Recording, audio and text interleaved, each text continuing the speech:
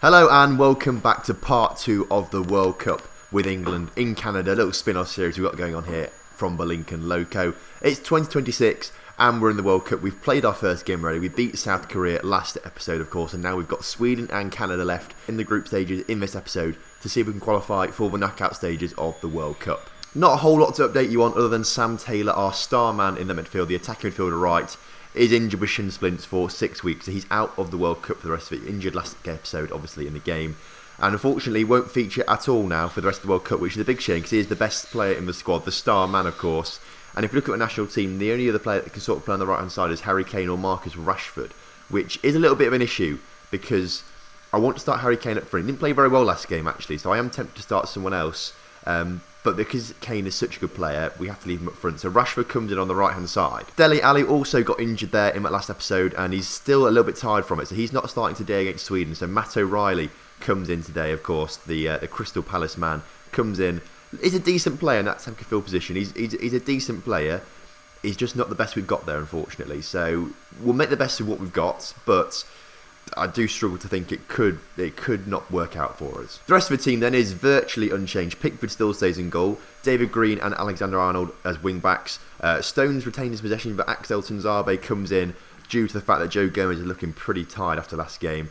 Hughes and Dye stay in the middle. Gomez still stays on the left-hand side, and Harry Kane, of course, stays up front. So Sweden, come on, let's take you on. Right then, we're kicking off here against Sweden. They've got the ball in possession. They're in the yellow. We're in the white, of course. And of course, a win today should qualify us for the later stage of the competition, I think. If we beat Sweden today, they're on 0 points, which is very, very nice. And if Canada or South Korea, in fact, I think if Canada beat South Korea, then we're through, because then we're both on 6 points. As Harry Kane, 2 minutes into the game, puts us 1-0 up. That's why we start Harry Kane up front. He's that good still. I think though, if South Korea beat Canada, I think we still qualify as well on the grounds that we beat South Korea, so we've got a better head-to-head record, but I can't quite remember if that's how it works in this World Cup or not. I know the rules have changed ever so slightly, so we may qualify after winning this game, but we have to wait until we play the Canada game later on to see if we actually qualify. Canada, of course, the host nation, which is a bit of a shame. Not because Canada are the host nation, it's a shame because I asked Chase Dingleheimer if he wanted to come and help me and be on the commentary team for the World Cup, for example. You know, he deserves to step up a little bit. He's been a bit quiet recently, but he deserves a little breakthrough. However, as he's a staunch American, he refuses to enter Canada on the grounds that it's alien, foreign to him, and he's not really comfortable going to Canada. So unfortunately, he couldn't come this time, but hopefully for a future occasion, he'll be back for more things like that. I've got to say, in this opening half hour, we've been very, very dominant over Sweden. I thought Sweden would put up a much better challenge against us. I thought they'd be a decent side, but apparently not. They lost to Canada, obviously, in that first game, and right now they're being dominated by us. Of course, last game, though, against South Korea, we dominated them and only won 2-0. We had like nearly 30 shots, but only scored 2 of them, which was poor, to be fair. So I'd like to see us do better against Sweden. I'd like to see us score more goals. I'd like to see us become that free-scoring side that Lincoln are. We use the same tactics with the England squad as we do with the Lincoln squad, and with the Lincoln squad, we score bags and bags and bags of goals. Top scorers in the Premier League and top scorers in the Europa League. Unfortunately, we couldn't win either of them, but we're top scorers in everything. England should be the same. We've got the same formation, same setup, some of the same players, in fact. So really, we should be scoring goals. Apparently, David Green's taken a knock and wants to come off, which is okay, actually. We've got versatility at that left-back position. Actually, he's gone yellow now, so he probably should come off, actually, to just protect him for the next few games.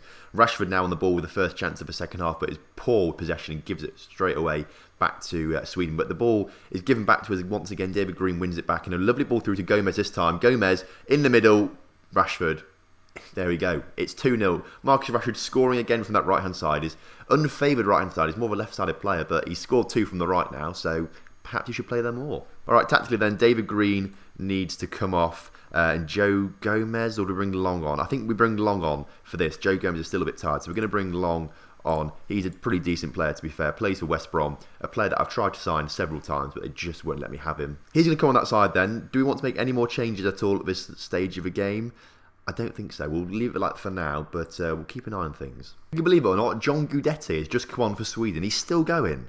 I swear he's ancient now. In this, he's where is he? Where's he gone? He's 34. He's just come on the pitch.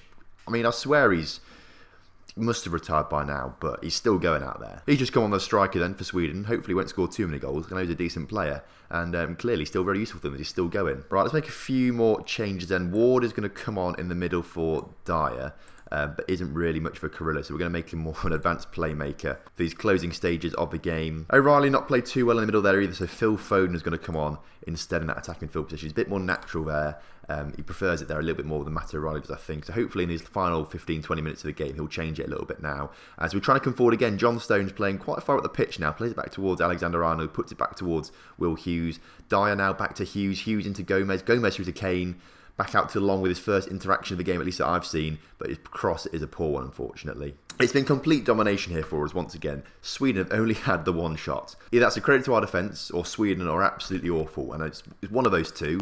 The ratings would suggest that our defence is really good, but they lost to Canada, and Canada are like 100th in the world. So my guess would be actually Sweden are pretty rubbish at the moment.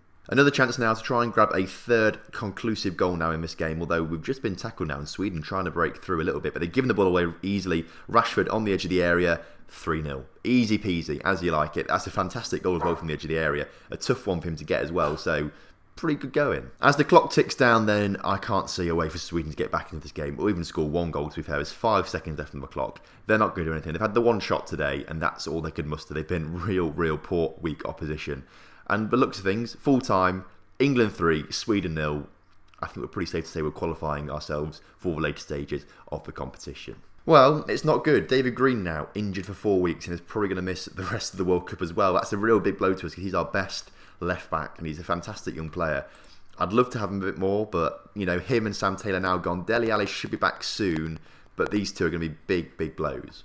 Well, we've got 6 days until the next game against Canada, so I'm going to go and skip forward to that now. I don't want you to see all the transfer business that I'm doing in between for the Lincoln stuff. 1, it's probably a bit boring for you, and 2, no spoilers, although you've probably seen all transfers and stuff already in the Lincoln episode, so it doesn't matter too much, does it really? Either way though, I'm going to skip forward to the Canada game now, so I will see you then. So we're back now for the Canada game, and we have made a few changes. Gomez comes back as a central defender, and Long comes on that left-hand side for the injured David Green. Matt O'Reilly slips himself back in towards midfield as Will Hughes comes off, and Dele Alli is going to be starting in the attacking midfield position now. He's back from injury. And then because Harry Kane is very tired, we're bringing on Chris Round as a poacher today, and hopefully today he'll bag himself a few goals against Canada.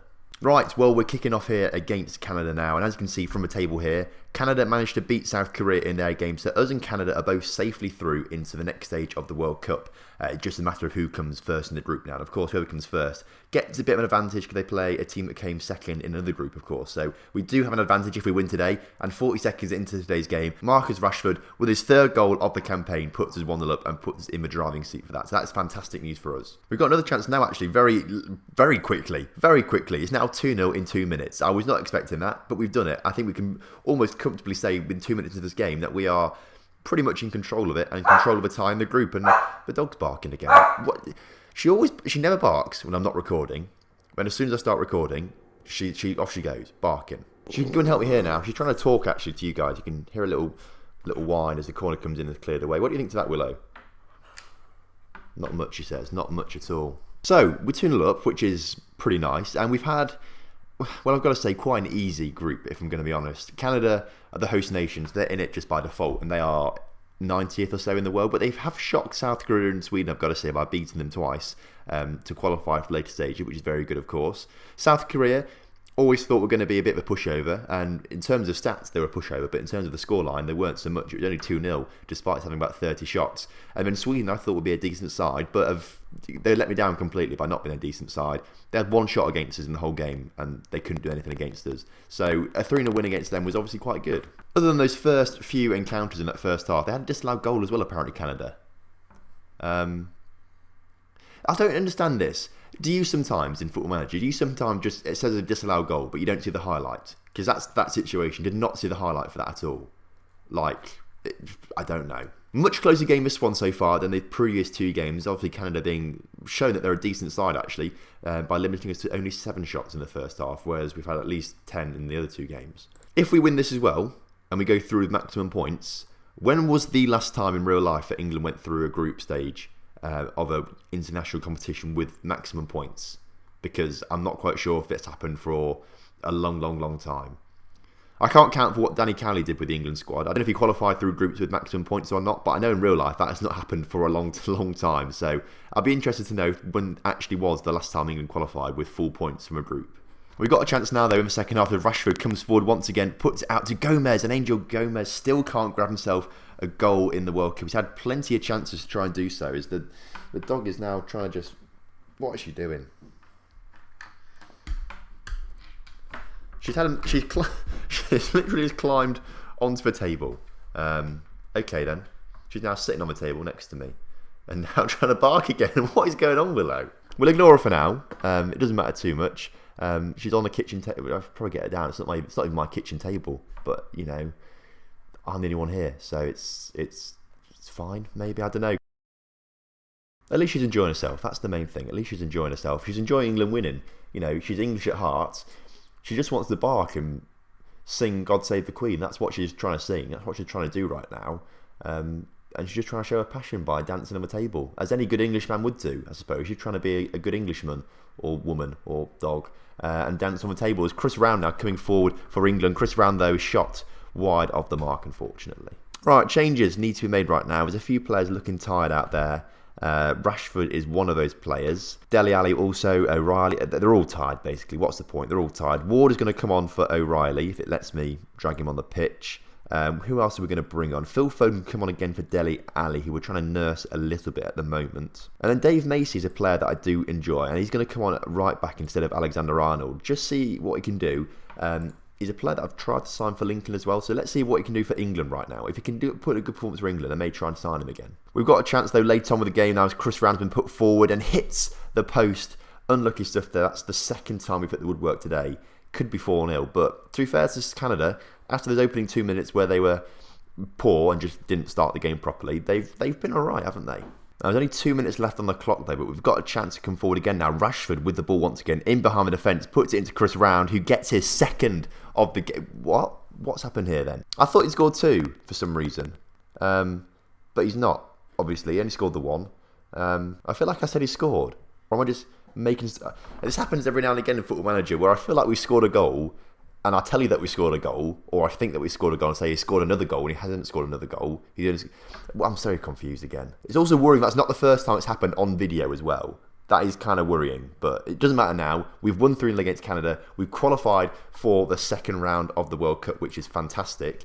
And you know, I'm not being sacked. I'm not going to get sacked at this rate. Good news is, no injuries in that game either, which is pretty good. Although Jesus was at Vancouver Stadium, apparently, which is apparently the place for the second coming. I wouldn't have thought Canada is the place of the second coming of Christ, but there we go, he's spotted in Canada. Now, apparently, there's not a draw for the next stage of the World Cup. It's just there. It's Argentina. So next episode, we're going to be playing at least Argentina. If we beat Argentina, then we go through and we play the quarterfinals. But Argentina, they're one of the best. They're the first best team in the world.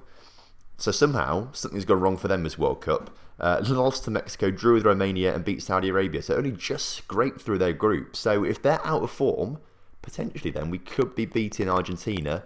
But they're going to be a tough team to beat. So join me next time for when we take on Argentina. If you've enjoyed today's episode, then make sure you do drop a like on the video. Subscribe to the channel for more Football Manager action. And I will see you next time for Argentina and hopefully a quarterfinal of the World Cup next time.